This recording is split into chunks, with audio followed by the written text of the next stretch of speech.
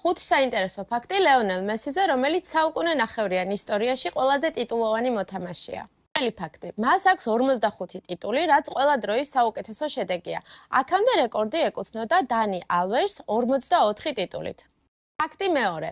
მას აქვს ყველა საკლუბო და სანაკრებო ტურნირი მოგებული, სადაც კი მინიმუმ 1 წუთი მაინც აქვს ნათამაშები, გარდა MLS-ისა, სადაც ეხლა თამაშობს. ფაქტი მესამე. ის არის ბარსელონას და არგენტინის ყველა დროის საუკეთესო ბომბარდირი.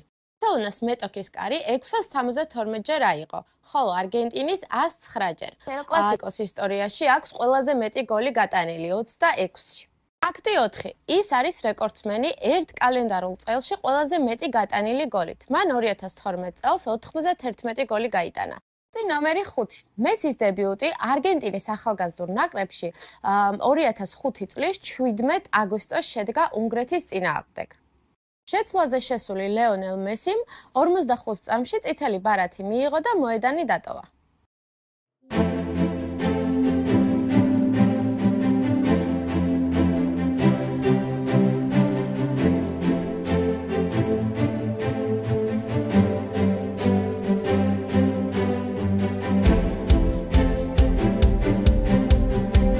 და გავიწყდეს, მოიწონო ეს ვიდეო და გამოიწერო ჩვენი გვერდი.